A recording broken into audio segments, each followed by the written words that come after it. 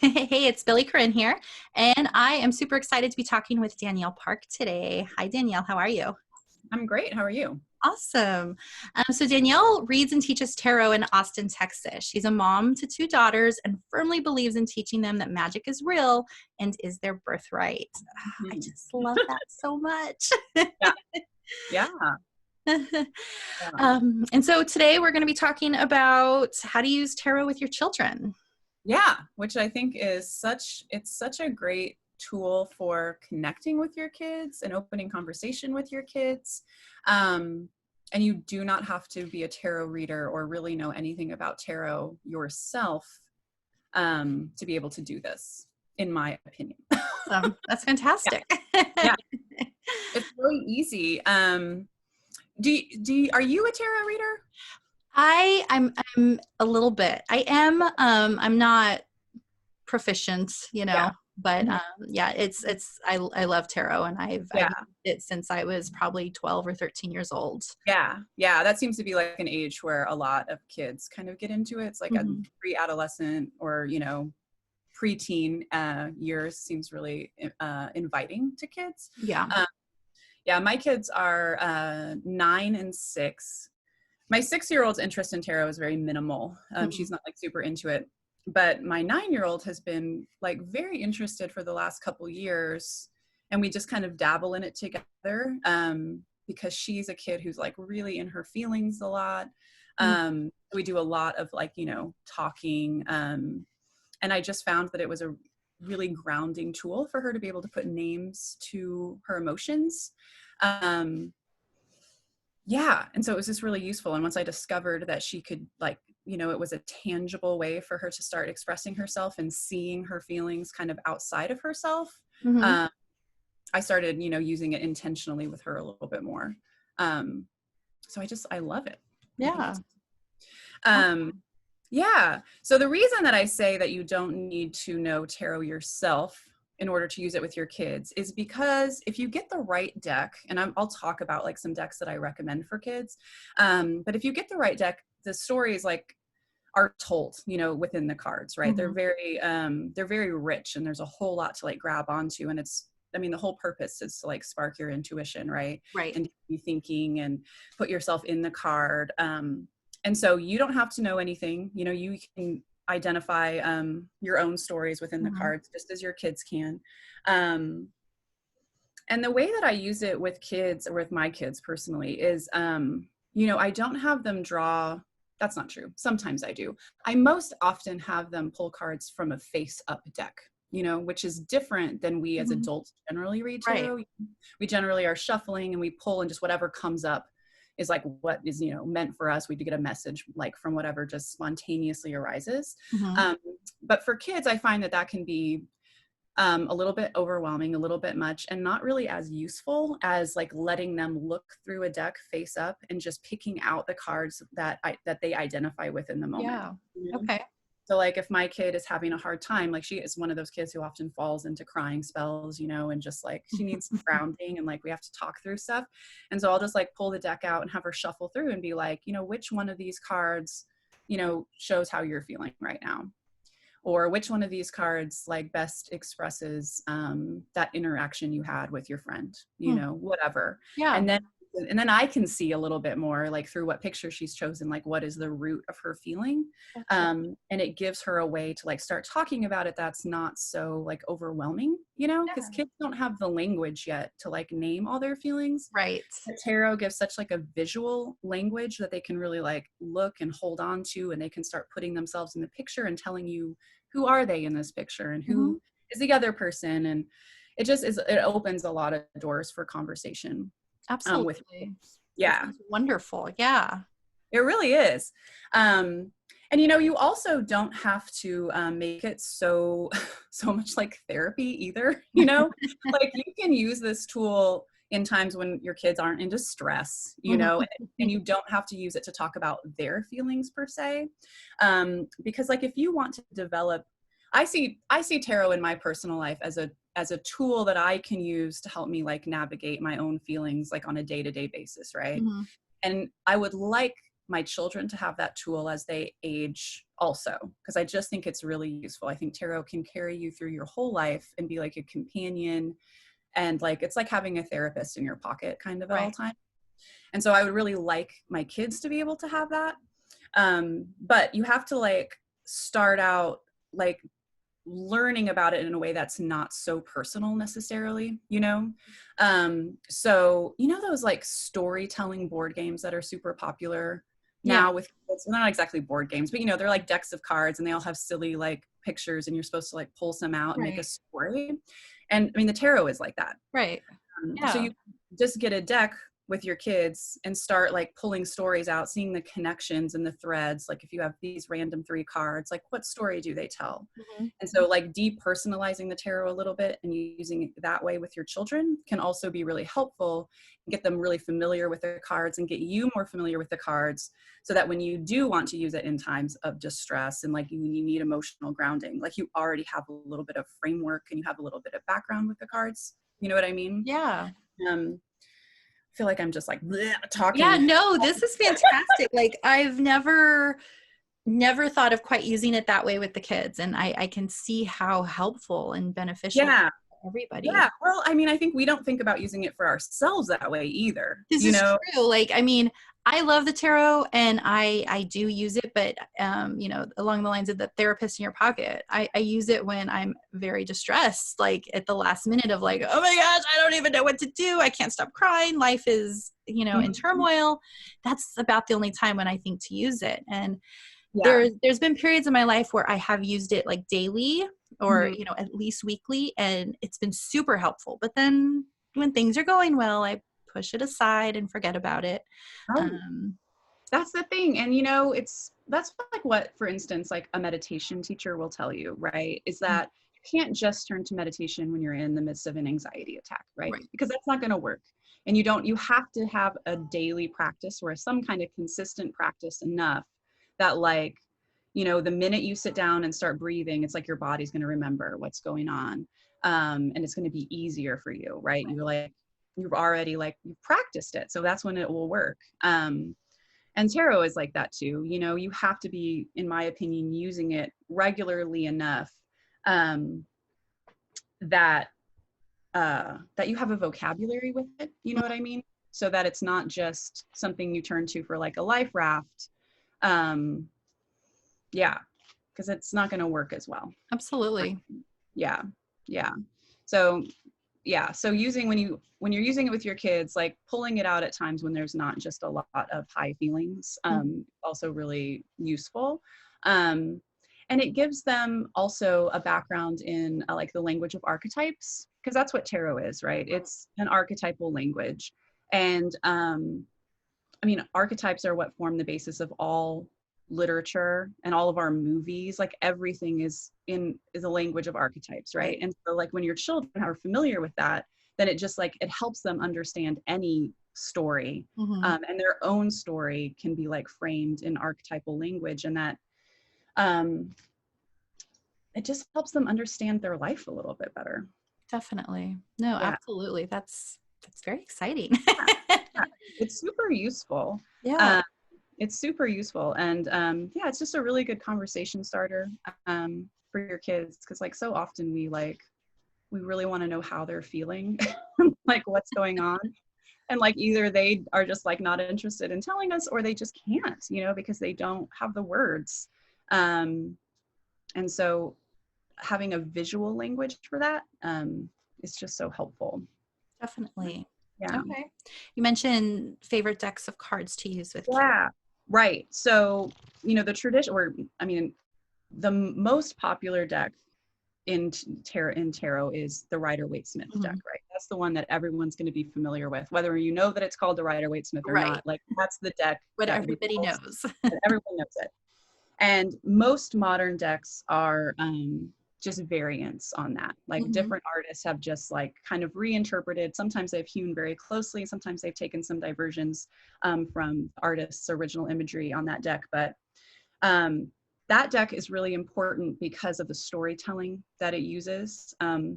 decks before the Rider-Waite didn't really have so much intense story within each card. And so that's what made that deck really revolutionary, is because it really opened it up to people. Mm-hmm. And I think that sticking close to either like the traditional Rider-Waite or a variant of that that stays really close is important, because the storytelling is really accessible. If you ever like want to branch out and get guidebooks, that's what it's going to be about. Right. And I just think too, because people have been using it for over 100 years now, there's just like a lot of energy in it, you know? Like, Definitely. I believe in that whole idea of the collective unconscious, and like, it's got a lot of energy. Mm-hmm. So there's a couple decks that I really like that stick really close pretty much to the original Rider-Waite Smith images, but they're like kind of more kid friendly. I mean, the Rider-Waite on its own is okay, right? There's not like a lot of violence or anything in these cards. There's a little bit, but it's nothing that a kid can't handle. But like these decks are just like a little more friendly. So the first one that I really like, this is my 9-year-old's favorite deck. It's called the Everyday Witch Tarot. Are Okay. you familiar with this one? Yes. It's easy to get. It's sold pretty much everywhere because it's pretty mass produced. And it's just really good. It's like little witches in every deck. There's almost a cat in every card. It's just inviting. Mm-hmm. And friendly and magical, and the storytelling in there is really easy. Yeah, so I love that deck. My 9-year-old really loves it.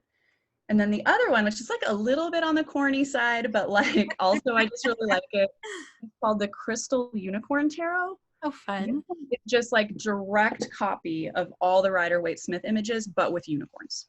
So like he just literally copied it and replaced all the human beings with my unicorns. gosh. And it was adorable. That's fantastic. Oh, I have not heard of that deck, but yes, Yeah, we'll have to pick that one up. I'm pretty sure it's pretty easy to find. The creator is Pamela Chen, and she's very popular. And yeah, this deck is just really fun. So sometimes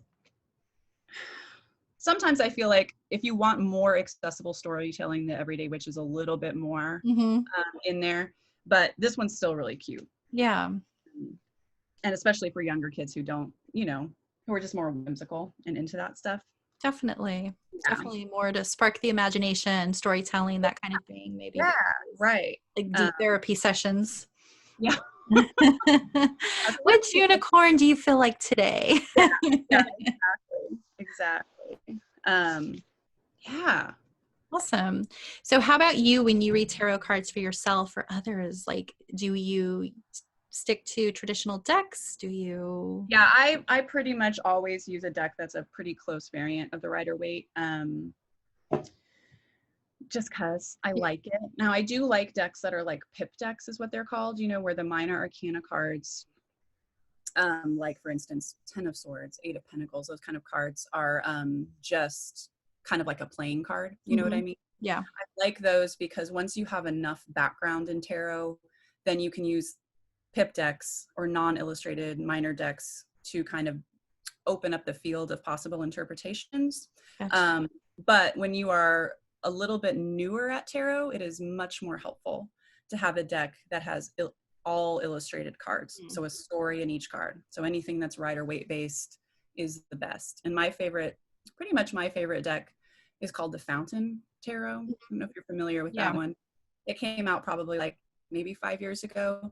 And it also stays really close to the original Pamela Coleman Smith's illustrations. But they're really beautiful, like oil paintings. And they're just really gorgeous. And I just really like that deck. But yeah, I just feel like the Rider-Waite has so much of that, archetypal collective unconscious like juice in it. It just reads well, and it's just easy to read with. Definitely. Yeah. Awesome. Yeah.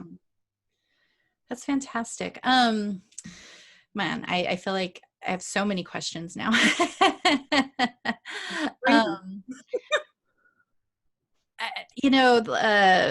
I feel like I met you or knew of you because of like a tarot class. I feel like maybe that's how we met. I'm trying to remember. I know I've known of you for a while, and we talked back and forth a few times. you know, like I said, I really get into it for a while, and I'm all about tarot, and then I set it Mhm. aside. Mhm. Do you have any tips to, you know, making that stick? Yeah, because I do, like we talked about, like the consistency of practice is important. Mm-hmm. Like, if you want it to work well for you in those hard moments, like you do need to have like already a relationship like with your Mm-hmm. deck, I think, if you want it to like really serve you well. But that it can be hard to develop that. And I think that part of the reason probably is because we do have this idea that tarot is something that, first of all, we're going to go to for huge answers to our questions, right? Also, I think we have some fear that it's going to tell us things that we don't want to hear, Right. right? And so we're going to it with like all these expectations. And it is like, I kind of consider it like going to therapy every day. You know, if you have those expectations and you hold that idea that it's going to like, you know, tell you the deepest secrets of your heart all the time, it's going to be overwhelming and you're going to Mm-hmm. get exhausted. You know, no one can go to a therapy session every day. It's too much. So I like to just kind of like make sure that people kind of dial their expectations back as they develop a daily practice, and just like, you know, you're doing it first of all, just to connect with your own intuition. It's just like a little connection and it can be really easy. I recommend like one card draws, like just sit down in the morning, draw one card and have Mm-hmm. that be an energy that you're going to just kind of look out for that day. It's like super easy. It's not answering anything. It's not telling you any like major, you know, Right. secret of the universe. It's just a card that's going to like present an energy that you need to be aware of through the day. You know, it's very easy. And that's like also an easy way to learn the tarot. So if I draw, you know, like 3 of Cups for my morning card, that's a card that's generally about um, celebration and socializing with your friends, right? On its surface, it's very Mm-hmm. easy. So like, how am I going to look for that throughout my day? I'm just going to notice. Gotcha. Um, yeah, so I like to do that. Just to kind of build up. It helps build your vocabulary with the cards, and it also makes it just a little bit less intense. You Mm-hmm. know what I mean? So I recommend that. I just think it's really easy. I think we have this idea that a daily tarot practice too has to be like we're pulling spreads every day. You know, Yeah. like we're doing a TED card spread and it's going to take us an hour and we're going to get really into it. It's like it can be so simple. Um, yeah. Let me think. What else do I recommend for that? I mean, that's really my biggest recommendation. Yeah. No, that Daily practice. Just make it simple. definitely. I'm all about simple. I like that. Yeah, like 2 minutes, you know, like we're not even like just long enough to shuffle, pull a card if you need to read about it in your guidebook. So you get a few keywords Mm-hmm. and then just set the intention of noticing, right? Because Gotcha. the practice becomes the noticing throughout the day, not so much the sitting down with your deck. It's like taking it out, finding that energy somewhere in your day to day life. Mm-hmm. Would you Yeah. recommend maybe journaling at the end of the day about that and Oh how? yeah, that's a great thing because if at the end of the day, like you can identify where that energy Mhm. was, make some notes. I saw it here. And it doesn't even have to be in your personal life. It could be something you read it in a book or saw Right. on TV, you know, like Definitely. just wherever you see it, Okay. that is legit. Awesome. Yeah. Okay. Do you use any sort of oracle cards along with tarot or just all about? I sometimes, I'm not like a super fan of oracle cards. I don't know why. I like them in theory. Like Right. I don't think there's anything wrong with them. Like I just have never really connected with oracle cards. I will say my kids really like oracle cards. Yeah, that's where Another, we tend to use them as yeah, well. yeah, kids love them. Mhm. Yeah, that's what my 6-year-old likes. The one who doesn't really like tarot, she has like a unicorn oracle deck, and she loves it because it's just really pretty pictures, and it'll have like one keyword on it, you know. And Yeah. yeah, they like that. It's just not something that I've gotten into, but I love that. I love seeing other people work with them, you know, like Mhm. on the tarot Instagram community. People Yeah. post about them a lot, and I'm always like, ooh, that's exciting. And so That's I fun. get them, I accumulate them, and I just I don't don't. use them. I know. So we have an animal deck. I cannot remember what it's called. I could find that and put it in the show notes and everything. But Mhm. you know, it's just an animal with a simple word. And then if you read the book, it'll tell you like, you know, do something nice for your brother or sister today, or, you know, little things like that. And the kids love those. Uh-huh. Um, Yeah. I love watching people use oracle cards. Like if I get Yeah. a reading from somebody, like I have a good friend who, she'll do a reading and always incorporate oracle cards as well. And I love that. But like for myself, I'm just not that into it. I don't know what it is. It's interesting. Like some Yeah. people have that connection. They love oracle cards, and then the rest of us are like, I wish I could. I have this one deck, and I really should know the name because I've used it since high school. They're crystal cards. They're super fun. Yeah. And that's really the only deck that I've ever been into that wasn't Well, tarot. that's cool because it tells you like what the crystal is and then like what it's used for. Yeah. So, Mm-hmm. like it takes the energy of each crystal, and it's all divided by like the elements as well. Um, Mm-hmm. so it's pretty intense, and it gives you like guided meditations for things. It goes really deep. Like each card probably has like 3 or 4 pages on it, along Wow. with like a meditation and like which chakra it'll help with, and various things. So Yeah, that's um, intense. yeah. What was that? That's intense. That's a lot. Like, It is. And I don't always use it that in intense, the intensity of that, but I do that's, love those particular cards. yeah, that would be very helpful. I gotta find a crystal card. Set. I will find the official name and put that in the show notes too. You'd think I'd remember. I'm terrible with names. I am too, honestly. Like I'm the same way. Um, yeah. How funny. So let's see. So you talked about magical practice or creating magic every day. Like what does that look like for your family?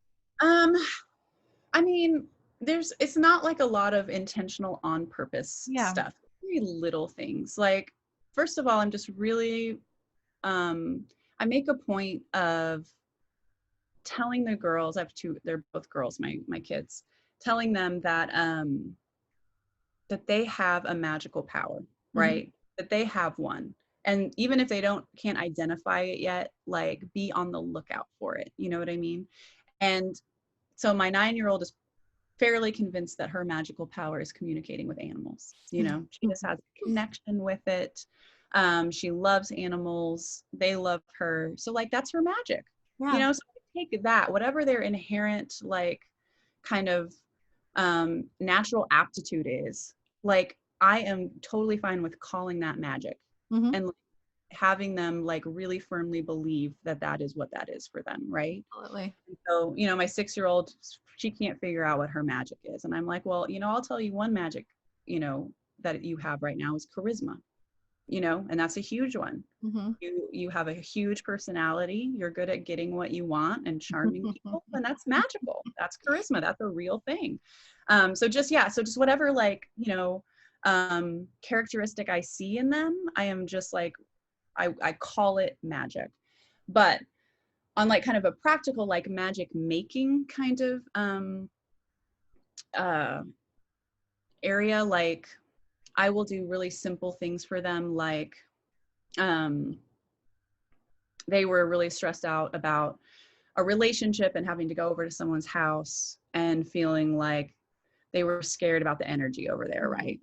And so doing really simple things, like we just went ahead and we made a little spray bottle that had eggshells and salt and water in it, because those are protective things. So Right. like the most simple kind of, spells, quote unquote, like I just invite that into just daily life and not make a big deal of it. Like, okay, you're worried about your energy, like let's create a protection spell, super easy, just like just like we would wash our hands after we went to the bathroom. Like this energy is the same. It's just Right. like, oh, it's just like folded in, part of regular life.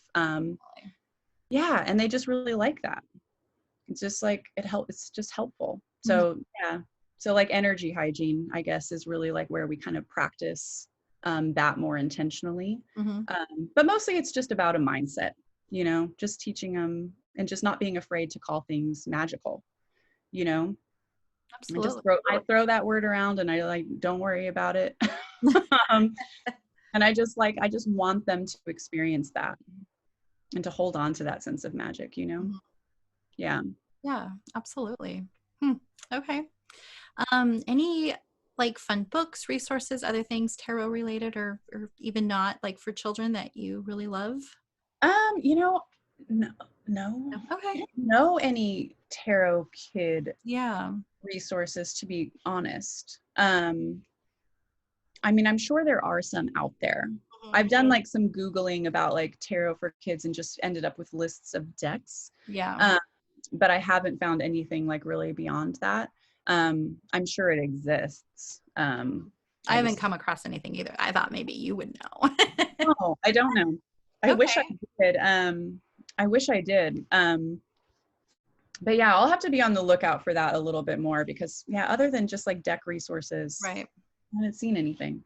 Um, but for adults, like if you really, and again, I don't think that you need to know tarot to do it with your kids. Like Mhm. you could kind of use your, you know, intuitive sense and just get comfortable with that, which is a really good practice anyway. Right. But if you want to start like learning alongside them, or if you feel like you need to have a little bit of background in it in order to make this work, um, I really like, there's this guy named Elliot Oracle. I don't know if you've ever run across his work, but his website is elliotoracle.com. And he Okay. has, he's just published a book actually, but he has like all of these card of the day for every card on his website. And the way that he interprets and comes to the tarot is very, very like optimistic, you know, like it's all just really empowered and like, I just love it. And so if you learn it that way, like bringing it to your children with that kind of Mhm. attitude is just really helpful. So I would really recommend his website. Okay. Uh, it's very straightforward and just really pleasant, you know, just the way that he talks about the cards. Yeah, yeah. So I think that's the website that I would recommend the most. Um, Fantastic. Okay. yeah, Well, awesome. Well, thank you so much. This yeah, was this so is much fun. fun. I'm so glad to have your insight on, helping or using tarot with children. Yeah, it was really fun. And where can we find you? Well, I've got a website as well. It's oakmoontarot.com. I've got a blog with a bunch of stuff. Instagram is where I spend a ton of time posting about tarot stuff, and that's also Oak Moon Tarot. And I have a YouTube channel, which Oh, is yay. Okay. youtube.com/Oak Moon Tarot. And I've got some, you know, like I've got some card of the day stuff up there. I haven't gone through the whole deck, but because that's a huge project. But you can get started like on my blog and my YouTube channel. I do have some card of the day stuff to get you started. Fantastic. Yeah, Awesome. Well, it was so good to talk with you, and we'll definitely have to do this again. this was fun. Thanks. Thank you.